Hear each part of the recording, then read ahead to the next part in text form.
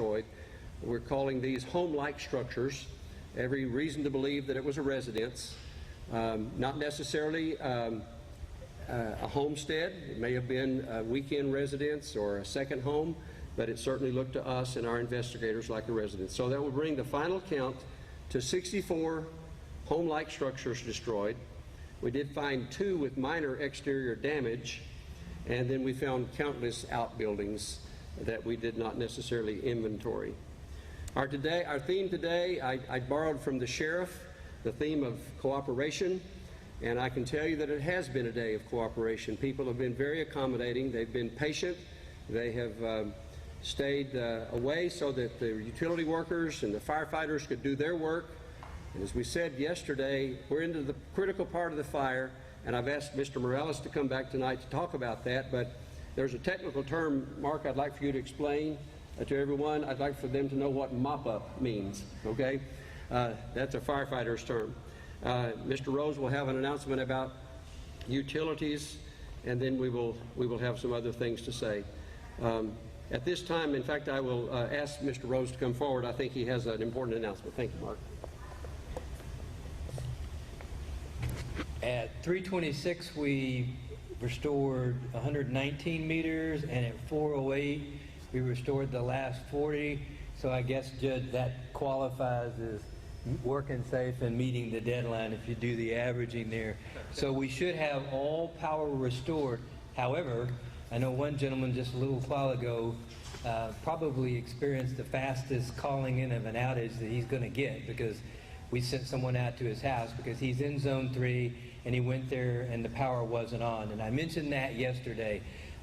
We show the meters on. There may be issues on your side of the meter. There may be something turned off. Simply call it in. We have service techs in the area. We'll get out to the house. We'll work it like an outage and see what's going on at your particular house. And it's important that you call it in, because by our laws, power should be restored to all of the meters in the area, except just a couple that we know of where we have some issues, and we've discussed that with the homeowners. We still have 1,313 trees that we have to cut down. That means those are the one-tag trees. We will have 15 to 20 crews in the area for the next 2 weeks taking those trees out. We'll have to work around the predicted rains, and we said yesterday, and I'll say here again today, and because this should be my last formal report, that bound to have some outages if we get some heavy rains, and we haven't gotten to some of those trees. There's some of them that are going to fall. There may be some that just fall anyway.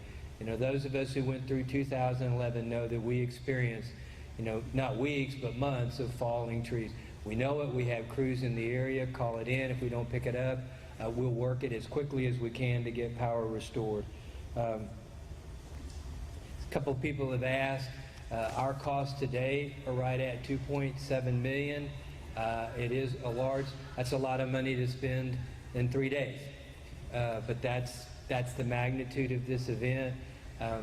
Obviously, we think it's important that a declaration be declared, and there'll be some reimbursement, but we also believe that we can shoulder that without any immediate rate impact, which doesn't mean that we don't think there should be some reimbursement. It just simply means when you see this number, don't want you to think that that's going to immediately translate into rate. A lot of these dollars are capital, which means we're rebuilding lines, which means it doesn't hit our expense budget. A little technical there, but we're beginning to get questions. People see these reports, other members wanting to know, you know, is this a rate increase? Our number for 2011 was $29 million, so it gives you a difference of the scale. And we got through that without any immediate rate impact as well. The rest I'll be happy to answer after the session to help you out. If you know you have a specific problem at your house, come see me. We'll call it in. Thanks. Thank you, Mr. Rose. Since this is your last report, let me just say one more time, folks, how blessed we are in Bastrop County to have utility providers such as Bluebonnet Electric Co-op. They have been responsive, and they have gone the second mile. They have stayed up late at night and worked early in the morning. 200 and how many? 225 workers were on site at any given time. Just been tremendous. I told Mark earlier today he has certainly set a high bar for himself or anyone else when it comes to disaster recovery, and I'm confident that they will continue to achieve that. At this time, I want to bring a gentleman back to the mic today. During this entire disaster event, part of what we've tried to do is keep the public informed about what's going on in the field, in the fire. I feel like the better you understand that, the more patient you'll be with us, and so it's a good investment for you to know what it takes to fight a wildfire. So we have Mark Morales from Northwest Arkansas here tonight. You're probably used to his accent now, so you can probably hear what he says. Mark, come on over here. I told him if he ever gets tired of the Ozarks, just come on down here to Texas, and we would make him a native Texan. Thank you for that, Judge, and I don't really understand what he means about that accent. You know, last night when I talked to you, I really committed to continue to do everything I could to get you folks back in as quickly as we could, and we're doing that. And I just want to let you know that I don't take commitments like that lightly. And so one of the things that we were able to do last night, our operations people, we again had resources out at night, but we did some shifting of resources. We had people that had been working overnight. Some of those resources stayed out until about 1 o'clock last night. We brought them back in.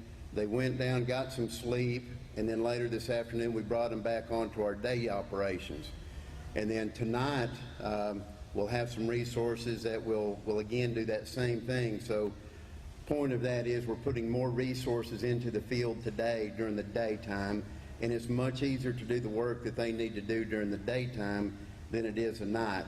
So we'll also continue to have people patrolling out there as we have, watching for hot spots, trying to do work as they can. But as you can imagine, out there in the dark, in those steep grounds, trying to work is very difficult and it's very hazardous. So we're shifting those resources to continue to help us with that containment. And because of that, I again anticipate that we will bump our containment estimates up in the morning. One of the things that also of note is, I talked yesterday about the critical fire weather conditions, and that's absolutely still true. In fact, the Texas A&M Forest Service has responded to multiple fires today again, and we've had some initial attack resources kind of held in reserve just in case there was something else, and this afternoon we sent those resources to another fire. So that just shows again how critical the fire weather actually is. The good news on that is the weather conditions are improving. Tomorrow we anticipate a fairly significant change in the relative humidity with that going up. And even today, yesterday I reported to you before I came over here the relative humidity was 12%. Well, today, right before I came over, the relative humidity is 23%. That's still a critical level, but that's much different than yesterday. And I truly anticipate tomorrow that relative humidity will be up above 40%. So again, big increases. And what that means to us is the less or the higher the humidity, then that will put a little bit of a damper on the fire activity. So one of the things that the judge asked me to do is to talk about mop-up and what we're doing and what that means. And mop-up is, to me, one of the hardest jobs on a fire, because we're trying to accomplish with that is to find every little area that's smoking and put it out. And what that takes is hand tools, it takes water, it takes stirring around in the dirt, trying to remove the heat in any way that they can. And so you can just imagine working out in this burned area, in this dirt, using water, stirring it around, trying to extinguish every possible flame that those guys can find. And every day they just keep extending deeper and deeper into the burn area. So that's increasing that containment, and it's increasing the safety, again, for you folks. And we have been concentrating around your structures, so when you are able to re-enter, that we feel very good about your safety when you get back in there. And so that's really the mop-up stage is tough work, and that means more people on the ground, as I spoke to you about last night. Still need the engines out there, but you've got to have people at the end of a hand tool doing that hard work, and that's shovels, rakes, tools like that. And so that is the very hard, kind of labor-intensive work that's going on right now. And Judge, I think with that, I'll probably turn it back. Thank you, Mark. That's very well put. And I just say how thankful Bastrop County is for the Blue Team that has come here to assist us in fighting this fire and finding a way to corral it and then completely capture it and put it to bed. And that mop-up is an essential part of that process. And they have been just the best of the best. And we're very grateful and thankful to have had them here. I wanted to say regarding some reentry opportunities, I told you last night that we would make every effort to open up an additional section of Old Antioch Road. And late this afternoon, the fire safety director gave me the go-ahead on that. And so Old Antioch Road will now be open all the way down to about 380 Old Antioch Road. That's an additional half dozen or so residences there, right down to about where the fire footprint crossed Old Antioch Road. Those of you who live in those residences are free to go home this evening after our meeting. Again, the caveat remains that the only way that you may enter there is to come in from the north off of Old Potato Road. We cannot let you across the fire footprint just yet. But that's a little bit of additional space that is now open for folks who live in those areas. Regarding security, the sheriff has just asked me to relay a couple of things. There was some concern about whether we had the right to require people to stay off or stay out of certain areas. And the point was made last night that we have the right to, at a checkpoint, to keep vehicular traffic out of that area, but not foot traffic. However, the state park has more authority on their property. And this morning, Carter Smith issued a closure order for Bisher State Park and Park Road 1C to all the way to Alum Creek. And under that closure order, it would be a violation of the law for anybody to be on any of that property without proper authorization, whether in vehicle or on foot. Now that just gives us a little bit stronger hand to play in controlling access to those areas. And you say, well, why do we need to have that control of access? Mr. Rose just told you a while ago how many more hundreds of trees his crews have got to cut here in these next few days. And we still have hundreds of firefighters on the ground tonight and tomorrow, continuing to put out those hot spots and mop up. And so, yes, we need to have control of those entry points, and we now have a little more authority than we had before. By the way, I will tell you that our sheriff's deputies can give you authority to go past those points, but you must have authority from them or you cannot. That closure order is specific, and without their permission, you are bound not to go there. Now, I want to talk a little bit about reentry planning. I said yesterday that we were in the hardest part of the fire because everybody wants to get back and we all want this to be over. A good part of disaster recovery is when you can start planning for reentry and begin to see perhaps the light at the end of the tunnel. And I'm pleased to say that we did have some meetings today with fire operations and our safety director and with our security department concerning reentry planning. We have talked about some of the trigger points that would be required for us to be able to allow people to reenter in the fire footprint. And I can't give you any specifics tonight, but I will tell you this, that we expect a major announcement at the 10:30 news conference in the morning. And we will hope, assuming that we don't have a breakdown overnight, nothing terrible happens overnight, we think that we will be able to announce some significant improvement in that department in the morning, and I hope that you'll be paying attention for that.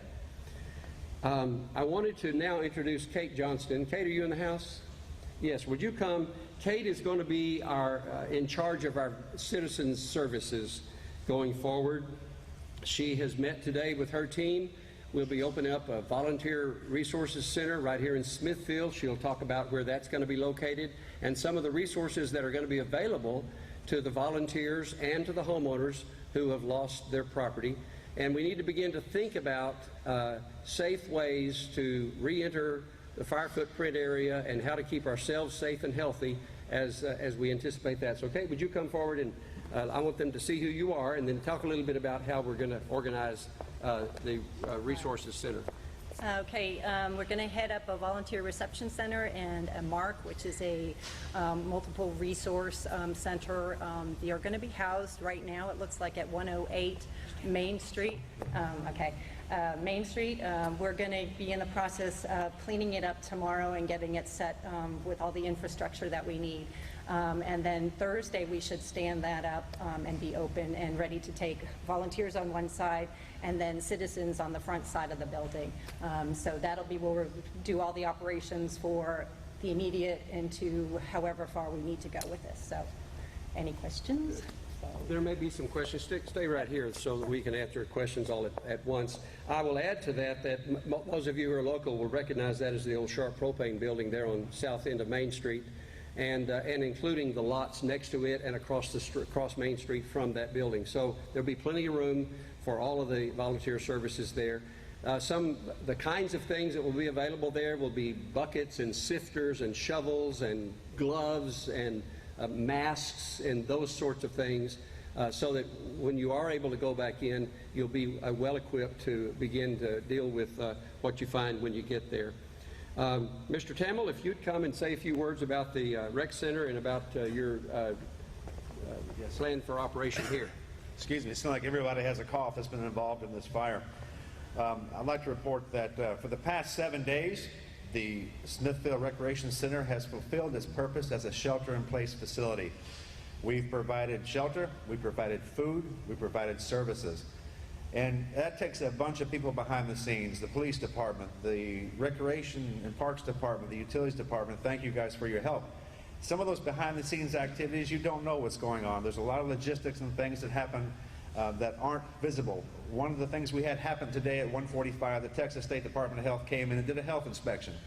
I'm happy to report that we passed that health inspection, so the 5,000 meals that you've been eating have been prepared with the highest quality standards of 9. All right? So thank you.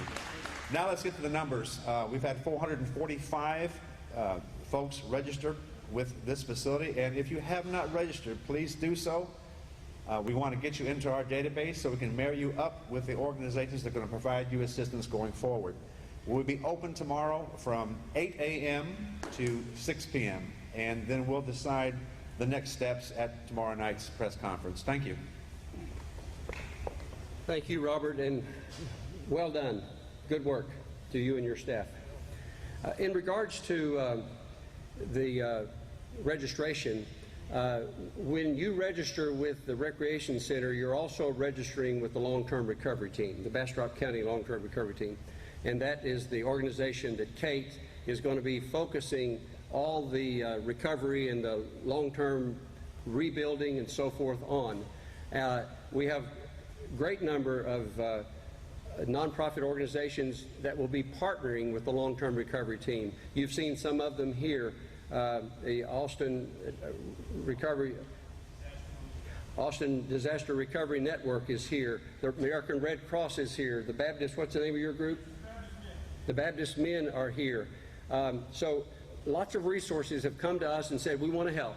All those will be focused through and funneled through Kate Johnson and the long-term recovery team as we go forward. I'm pretty excited that we're beginning to talk about that part of the disaster. That's a significant improvement over where we were in the past. At this time, I'd like Commissioner Beckett to come and say a few words about lost structures and give us some instructions about how we're going to handle that. Commissioner? Howdy, folks. What I wanted to have for you guys last night, I have for you tonight. we had some struggles. There were some structures that never had a 911 address, so we've had to assign one. We've had some properties where there are multiple homes on the same lot that did or did not have 911 addresses. There were 4 structures on the Wilderness Ridge camp that didn't have 911 addresses, so it took us a little while to get this all vetted. We want it to be right. Third time's a charm, and I think that the third sweep through the burn area, we've picked up what there is to pick up here to ensure that what we're looking at was a structure that someone was living in. I did not bring on this list outbuildings. We put that off to the side and focused on what we believe are structures that people were living in. And the judge already mentioned this. It's 64 destroyed home structures with 2 that were found with minor damage. I would rather not read these. If you have not seen your home on a list, we have not removed any, unfortunately, but if you have not seen your home on a list and you are still uncertain, I will stay after this meeting, kind of back over here, go through that with you folks face to face, person to person, and we'll take a look at this. That's all I have. Thank you. Thank you, Clara. I'll just say again, as I said at the very beginning, this is the hardest part of our work. And Commissioner Beckett stood up and said, Judge, let me take that. These are my people. These are my neighbors. And I want to be the one to tell them about their loss. I appreciate that, and Commissioner Beckett, that means a lot to me.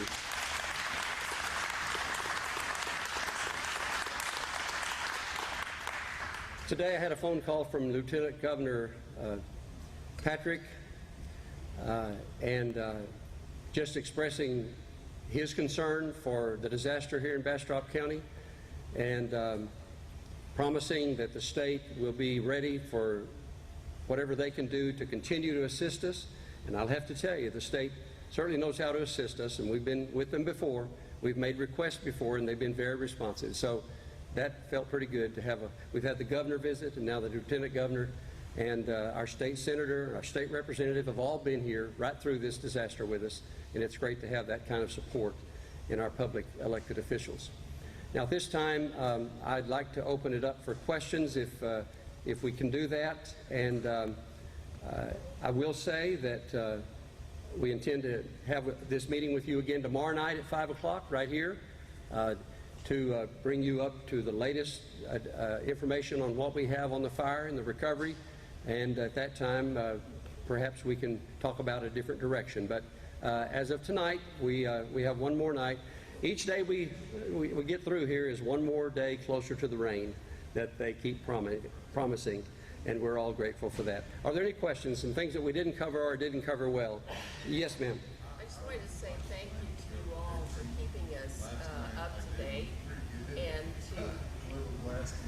She had the, I'm sorry, sir, I've given this lady the floor. Just a moment. Yes, ma'am. Say again. I just want to say thank you to you all for having nightly meetings, letting us know what's going on. Yes, ma'am. And also to whoever keeps up with the Facebook notifications, that's fabulous. Yeah. So Good. thank you. Good. Yeah. Our public information officer has done a great job.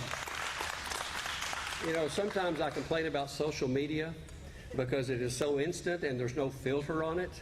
But sometimes social media is pretty handy if you need to get a message out right quick. And our PIO is very good at that. I'm sorry, sir. Now I will call on you. I was thanking Sheriff Pickering last night because I gave him a little bit of blasting. Not too bad. Just maybe a little common sense stuff. This morning I went out to Muncie, which they would not let us do anything. The officer got to work and walked in to our house. Okay. Before they did, and I said, what kind of did that? We all got at 8 o'clock this morning.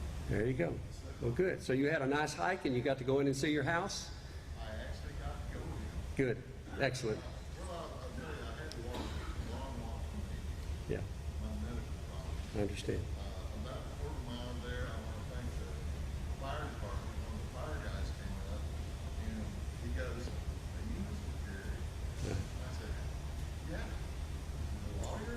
No, he's right, man. And he said, I'm gonna take you down.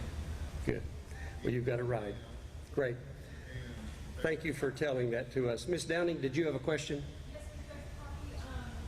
Can you tell us where the fire started and if you're not able to, can you tell us why? The question is, where did the fire start, and can I tell you more about it, and if not, why? We know that the fire started on what we all know in this area as the Leakey Ranch. I mean, if you've seen an aerial photograph of Central Texas, you've seen that name spelled out in pine trees, actually.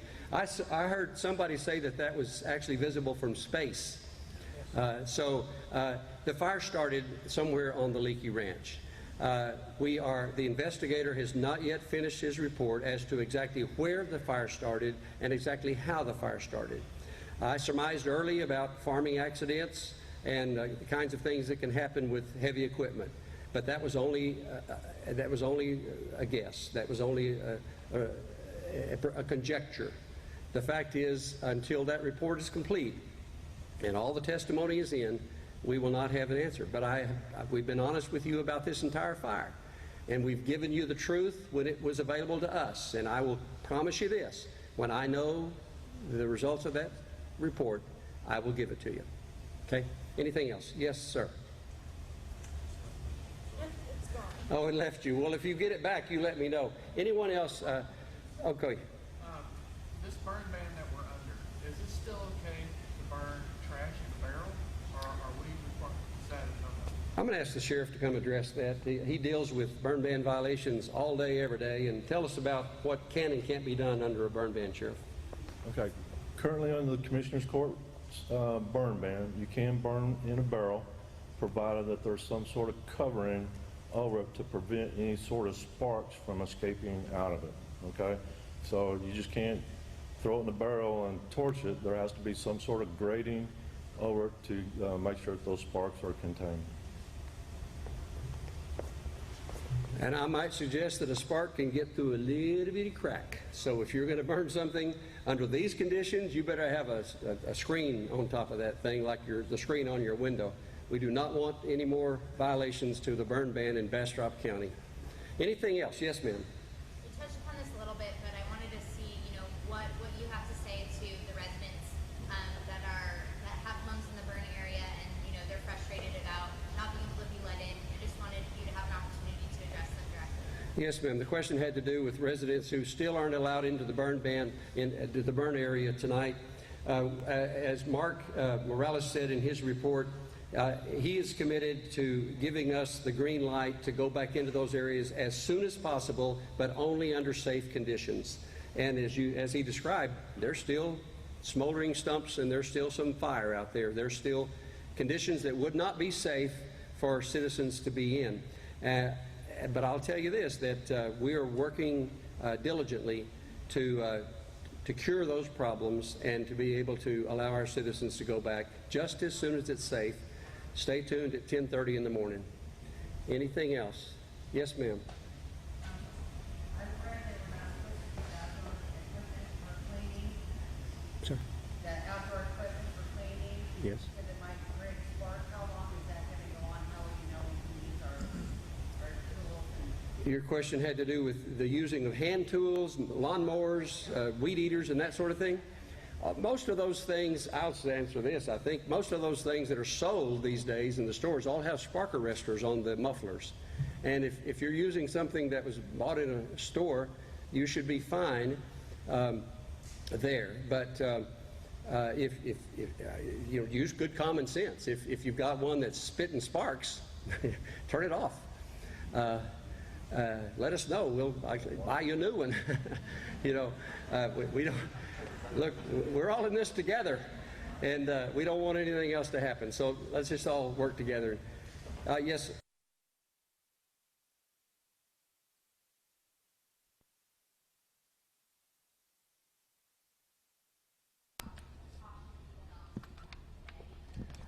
Sheriff, you want to answer that, or you shake your head? The question.